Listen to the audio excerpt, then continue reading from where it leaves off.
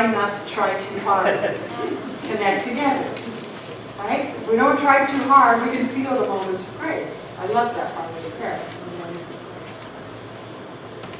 grace. You feel like kind of a mellow vibe in here today? That's what it's all about today, because we're going on a picnic. I know there's all kinds of picnics. We're going to go on a picnic. So I'm going to invite you right away to use your imagination, and the best way to use your imagination is to close your eyes. You just close your eyes for a moment, and I'm going to ask you to visualize. If you can see things as I talk, see them as vividly as you can. If you don't see it, then you can just feel or get a sense of it. So imagine that you just got out of your car, you parked. You've got your picnic basket in hand, and you've got a blanket. And you're walking. You're walking towards a beautiful park setting. As you walk towards that park setting, notice the trees. This is your park. How many trees do you see? Are they great big tall trees? Are they more like bushes? Make it up. Your ideal park setting. In your mind's eye, look up. Do you see the clouds? Are they the pink ribbons that Pat talked about? Or are they those great big marshmallow clouds? Or is it a completely clear sky overhead? As you start to move deeper into the park, do you see a lake or a pond? Or is it just all green? As you walk in, do you notice any animals? Little tiny things like squirrels, birds. Are you in a big park or maybe you see deer? Just notice. It's the ideal temperature today, so let your body feel whatever that ideal temperature would be to you. And now pick your perfect spot. Either find a beautiful picnic table or a partial of grass that you want to sit in. Are you alone in this park? Are you with a loved one? Or are you with the whole group? It's your choice. Just allowing yourself to be in this park setting. And then imagine that you put down that picnic basket and you settle in, either to that picnic bench or you settle into the grass. In this space, take a deep breath. You might want to do that literally. Deep breath. Allowing yourself right now to just begin to relax and feel that easy living vibe. And then keeping that vibe with you right now, I invite you to open your eyes again. Keep the vibe of the park inside of you, but open your eyes. I don't know if you've noticed, but in this fast-paced culture that we live in, it is challenging to make space for rest and for downtime. Our culture encourages push, strive, produce, get things done. It has its place. It absolutely does have its place. But so does rest and relaxation. It's called balance, which is why I lit the candle for that. Sure, I get that sometimes we have a deadline at work and we've got to get that project finished and we don't have time to relax for 2 more weeks. Right, I get that. Or maybe we know that we have people that are counting on us to follow through with the project, of course, because that happens right here. I want you to follow through with what you said you would, because we're counting on you. Yes, absolutely. But if we have those times when we know, I can't take a break right now, it really helps if we schedule it. Do you take a break on your to-do list? There's the reality. Most of us don't. Now, if you're already tired and you're tired and you say, oh, I got too much time on my hands, well, then maybe, the talk for you is be more productive. In that productivity, though, we want to have the downtime. Because sometimes even retired people can work too much, and have too many things. Sometimes I literally put on my schedule, like Wednesday is one of my days off, I will actually put on my to-do list. I write one out every week. Take a nap. So I make sure I honor that commitment to myself, because we do live in a very fast-paced, move and groove kind of a culture. But we need to learn to find the balance. We need to learn how to say no thank you. You know, we've been invited to something really exciting, but gosh, we're kind of weary from the week's work. It's okay to say no thank you. That sounds wonderful. That's balance. Learning how to rest and have downtime. I found this quote recently and I love it. Step outside for a while. Calm your mind. It is better to hug a tree than to bang your head against the wall continually. How many of us spend so much time banging our head against the proverbial wall continuously? Go outside and hug a tree. Go outside and smell the fresh air. No comments about, you know, whether it's fresh today or not today. Just, you know, you get the idea. Go outside and take a deep breath. Better to hug a tree than to bang our head against the wall continuously. Here's the key words I picked for today. Relax, rest, simplify, play, reflect, balance. Relax. Let's talk about each one of them, because they're going to be different to each one of you. Relaxing, if you're having a 8 or 9 or 10 or 50-hour workday, might be simply that you close your eyes at your desk for 3 minutes, but with the conscious intention of relaxing your body and your mind. For some of you, relaxing may be a whole different thing. It may mean going to that park that you visualize so you can get away from everything. It's different for everybody. Just kind of check in. What would relaxing really mean to me? But in doing it with intentionality, so that we say to ourselves, I'm going to let my body rest now. I'm going to just take a breather and literally let it go. Rest is kind of the same thing, but rest might mean take a nap. It might mean get better sleep. You know what it means to you. Simplify. How about that drawer you've been meaning to clean out? How about that stuff you've been meaning to throw away so you can make your life a little bit simpler? When we have too much going on, too much stimulation, too much clutter, our minds get the same way. Simplify. What might simplify mean to you? You might not be able to simplify your work life, so what else could you simplify? How can you make life a little simpler for you, especially in the summertime? Play. Adults aren't very good at playing. We need to play more, whatever that means. You might play a game of cards. That can be done inside. You might go out and play a sport. You might play with children or grandchildren. What does play mean? Reflect. That's one of my favorites. Reflect. Taking time to stop and think about our life. We can do all these other things with that intention of, let me reflect on how my life is going and how I'm feeling today. And then when we have all these other things going, balance is what we end up feeling. That's why I put it on the bottom. Balance kind of holds all the rest of them up. We hold these. We hold things like work in balance with these things. So we have sometimes when we're on and we're going and we're meeting deadlines, and other times when we're relaxing, resting, simplifying, playing, reflecting, and finding inner balance. It is so important, these things, for our mental, our emotional, and our physical health and well-being.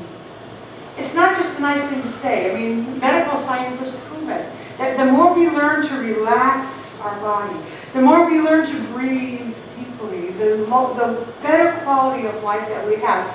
Usually it means a longer life, but not always. Time isn't really real anyway. Ross just reminded us. But it's proven that the more we can get our mind to relax, we have less stress. And when we have less stress, we have better quality of life. And so if you think, wow, I'm worth these things, I'm worth my own mental, physical, and emotional well-being. Consider that every single religion has some sort of Sabbath built into it. They build it in. They put it on their to-do list. Every religion has some sort of take a break today in their teachings. Now, we don't really have one in our teaching as a day, but we just have it in the sense of ebb and flow. Find your balance. If it's in religion, I think it's a good thing we should probably pay attention to. Our culture doesn't ask us to, so we have to ask ourselves to. How can we find that balance? How can we take a day off? Maybe some of you are doing it already in beautiful, stellar ways. Some of you aren't, and I know you aren't. So that's why we're talking about it today. So close your eyes again for a moment. Just close your eyes. Take yourself back to that park that I had you visualize. Again, see the trees and see the animals. Just see it. See that lake or whatever, the grass, the picnic table? It's time to play now. So here you are in this park. You've been sitting and relaxing. We're going to play a little bit. I want you to ask yourself, what would feel invigorating to me? I'm going to throw out a few ideas, and then you can just think about it for a moment.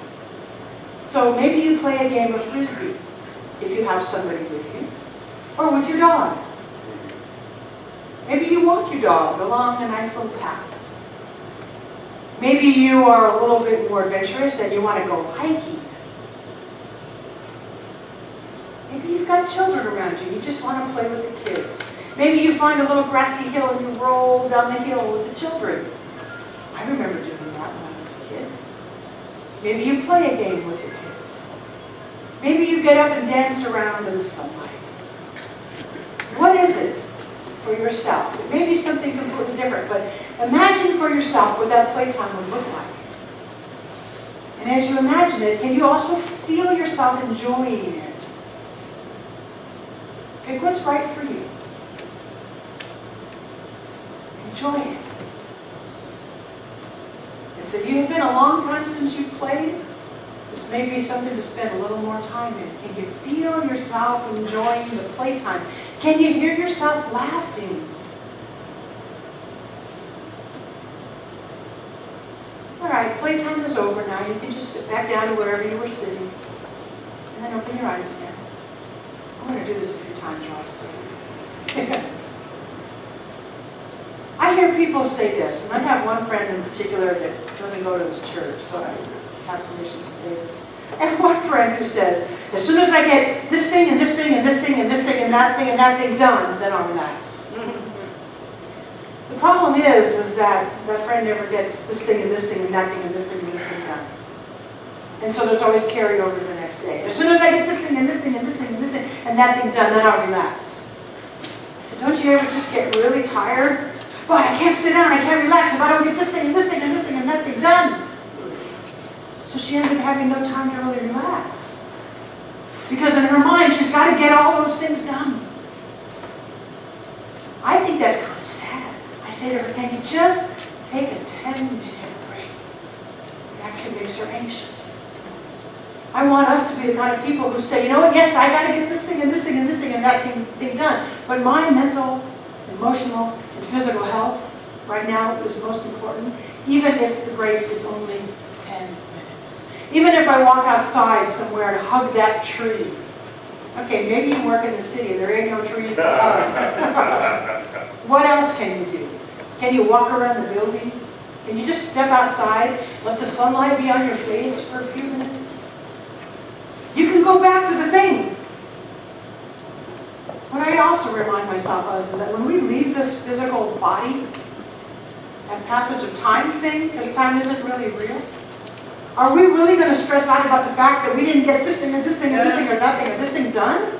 I don't think so. What I know is that when I leave this body, my soul is going with me. And I want my soul to be healthy. I want my soul to be balanced, because I don't think the to-do list is going to carry through. Certainly not. I hope there's not dishes to do. Although Becky would like that. That's relaxing for her. I hope that, there's not the same kind of to-do list and tasks in the next incarnation or the next life.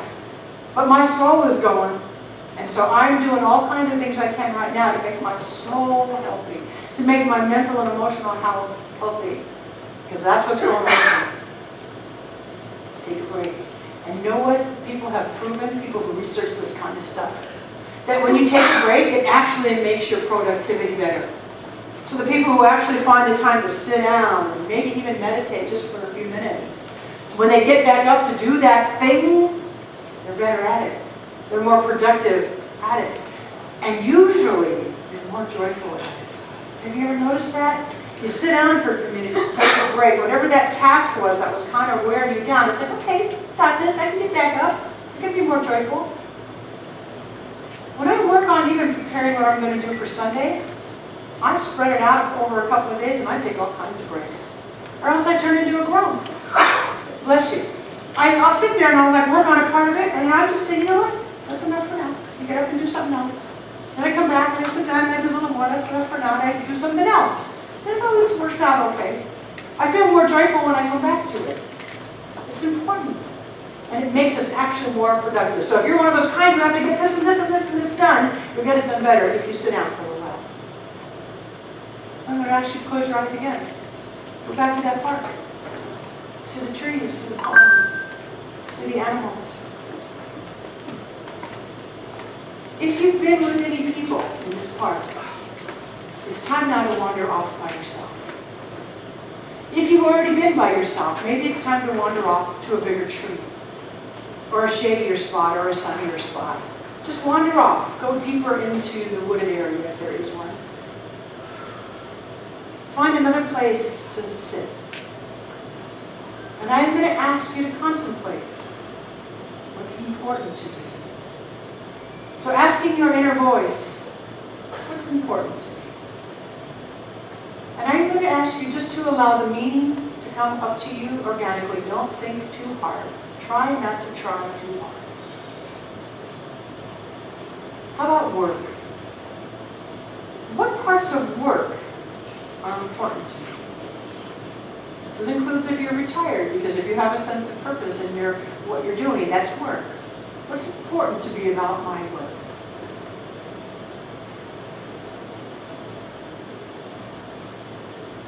Family. Ask your inner voice, what's important to me about family? Letting whatever isn't important about family drop away. What's important to me about family? Church. What's important to me about my church?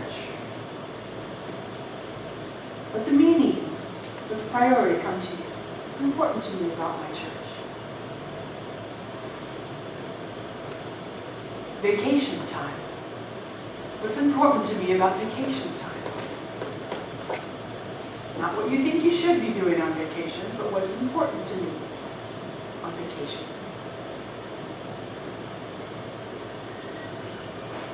Purpose. My sense of purpose in this world at this time. Not what I thought I should be doing by the time I hit 40.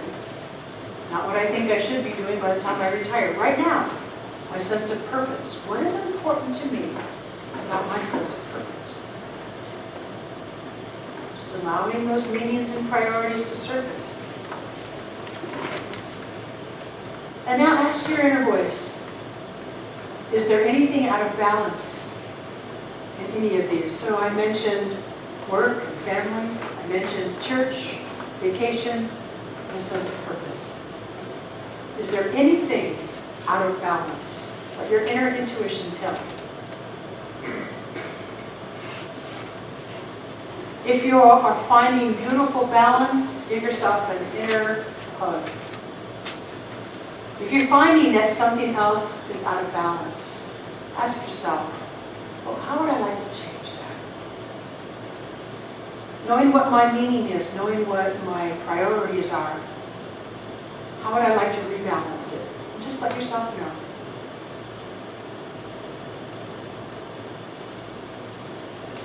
Taking a deep breath in this part, I invite you to open your eyes.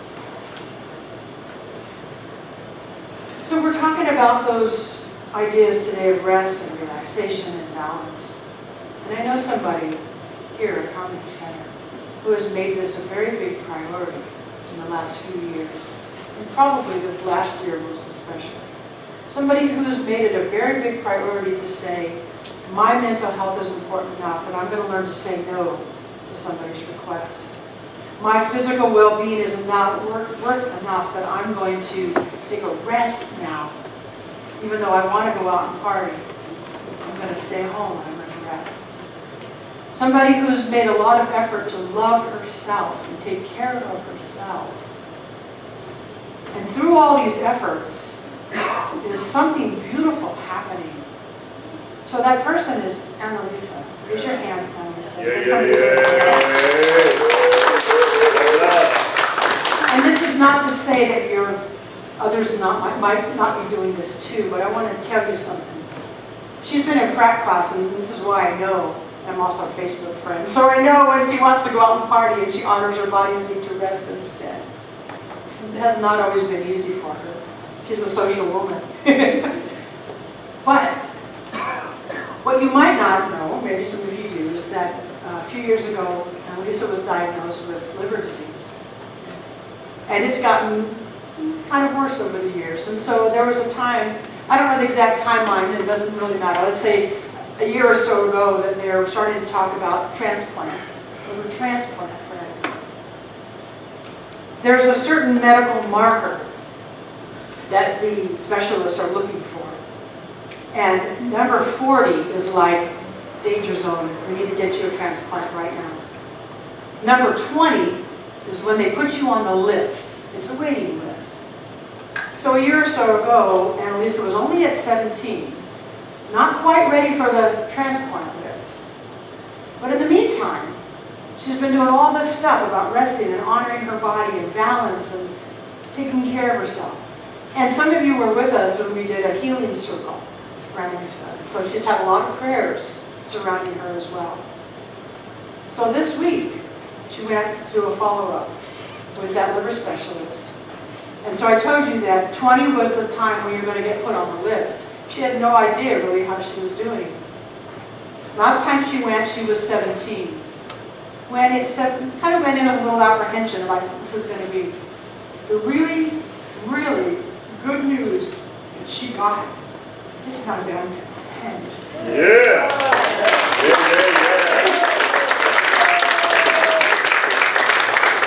And she wants to hear these words. You are no longer even a candidate for a transplant.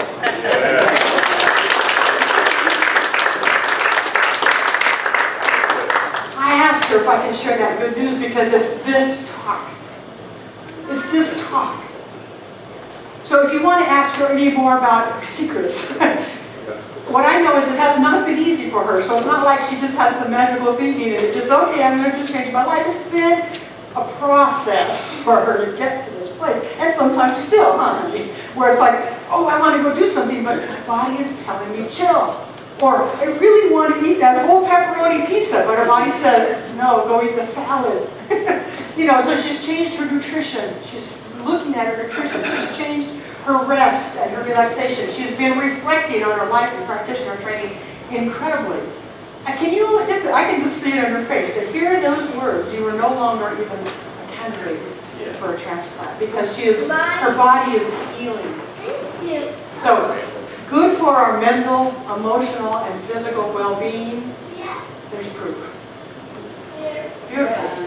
There's proof. Now, you may not have something like a liver disease, but you know what it is that you struggle with, right? We all know what it is we struggle with. It may just be tension.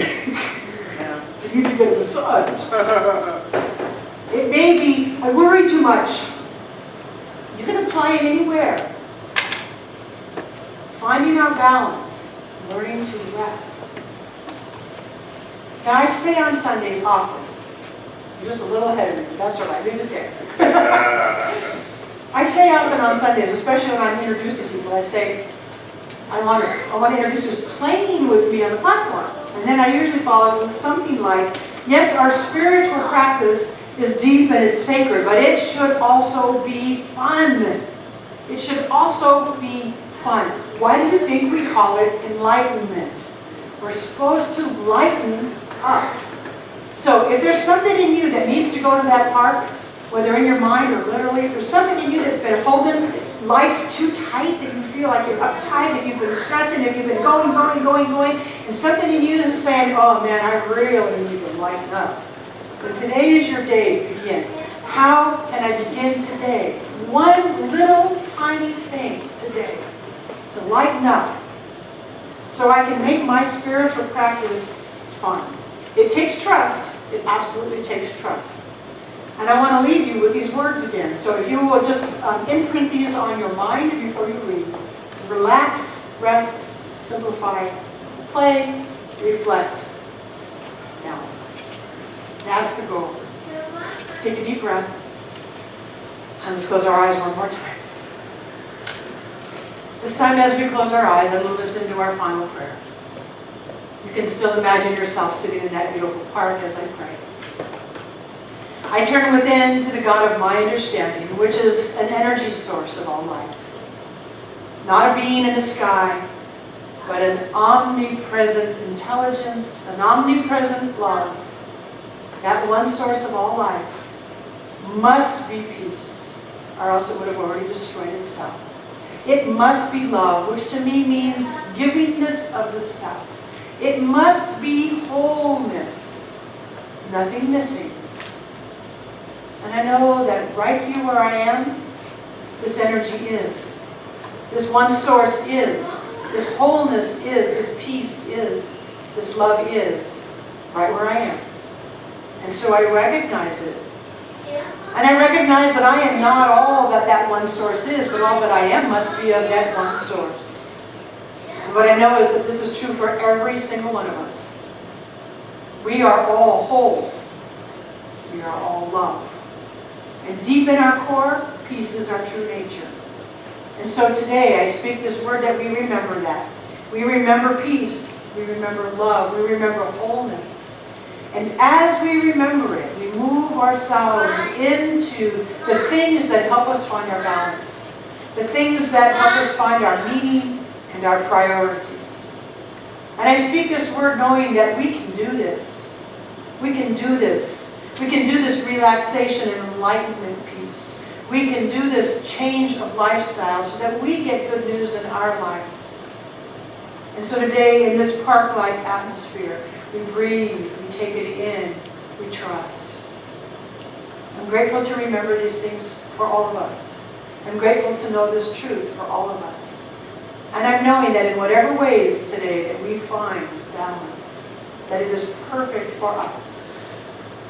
And so with gratitude, I release this prayer now into that perfect automatic action of spiritual law that knows what to do with it. It is a seed planted, and the soil knows what to do to grow that seed. And so I can just let go into the soil of the divine. I can let go and let go. And as I let go, I claim. And so it is.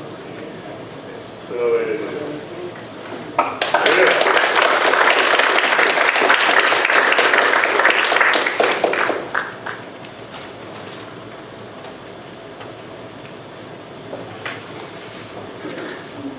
Okay, let's go ahead